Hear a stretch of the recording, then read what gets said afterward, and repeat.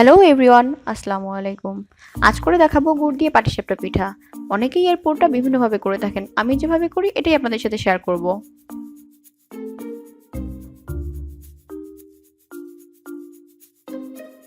প্রথমে একটি ব্যাটার তৈরি করতে হবে। তার জন্য একটি বোলে 1 কাপ পরিমাণ চালের গুঁড়া নিয়েছি। এবার দিয়ে দিব হাফ কাপ পরিমাণ ময়দা,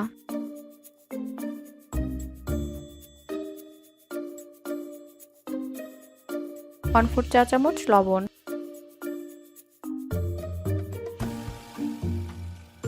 শুকনো উপকরণগুলো ভালোভাবে মিশিয়ে নিব।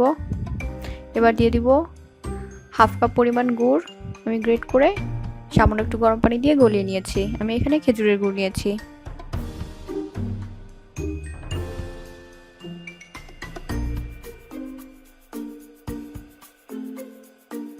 এবার দিয়ে দিব 1.5 কাপ পরিমাণ দুধ। দুধটা আমি একবারে দিব না, প্রথমে অর্ধেকটা দিয়ে একটু গুলে নিচ্ছি।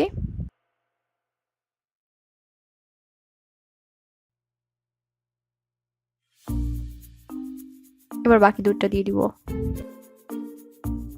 এখানে আপনারা পানিও ব্যবহার করতে পারেন।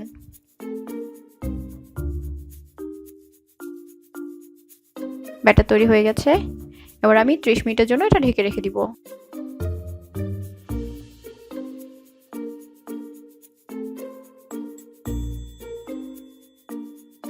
এবার একটা প্যানে half litre full cream milk নিয়ে নিয়েছি।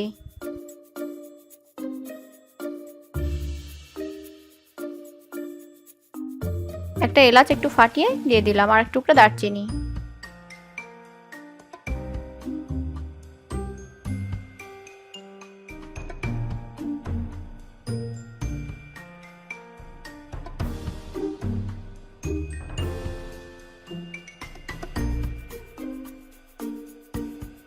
একটা বাটিতে 2 টেবিল চামচ দুধ নিয়ে তার ভিতরে 2 টেবিল চামচ চালের গুঁড়া মিশিয়ে রাখবো। চালের গুঁড়াটা আমি হালকা একটু টেলে নিয়েছি।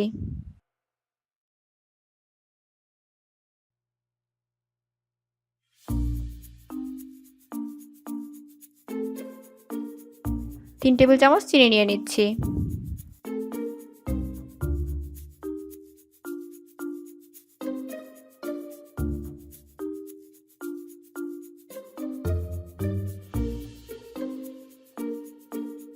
এবার চালের গুঁড়ার মিশ্রণটি ঢেলে দিব।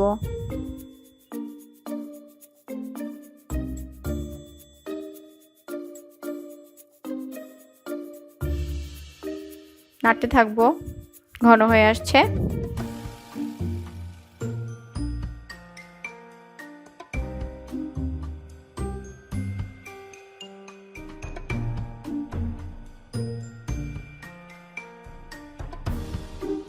হয়ে গেছে খিরসা তৈরি। ঠান্ডা হলে আরো ঘন হয়ে আসবে।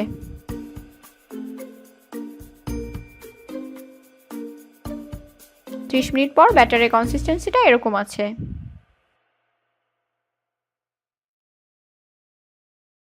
একটা প্যান নিয়ে সামান্য গরম করে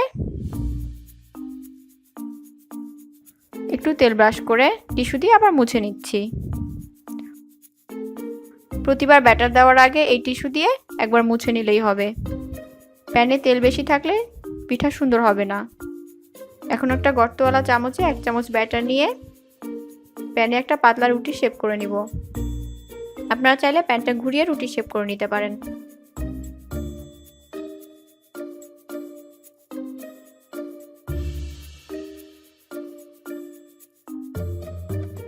যখন দেখব রুটিটার কালারটা চেঞ্জ হয়ে এসেছে বা হাত দিলে হাতে লেগে যাচ্ছে না,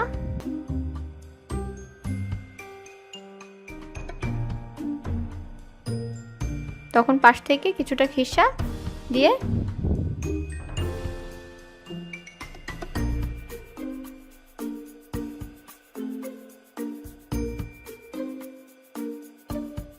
পেঁচিয়ে রোল করে নিয়ে আসবো। এটা খুব সাবধানে করতে হবে।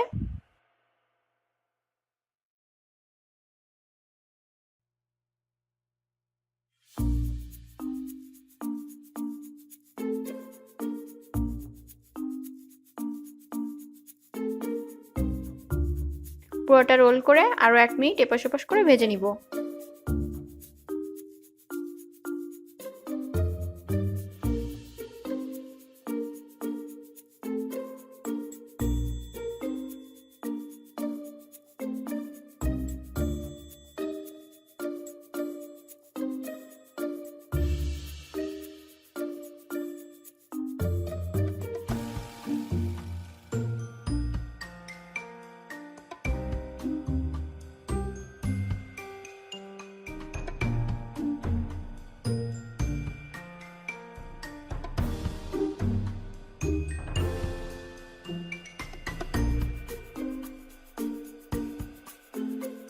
হয়ে গেছে, তুলে নিচ্ছি।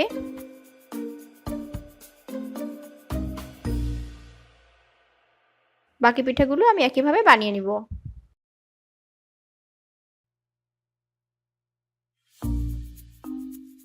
আমার ভিডিওটি যদি আপনাদের ভালো লেগে থাকে তাহলে আমার চ্যানেলটি অবশ্যই সাবস্ক্রাইব করবেন। হয়ে গেছে আমার সব পিঠা বানানো।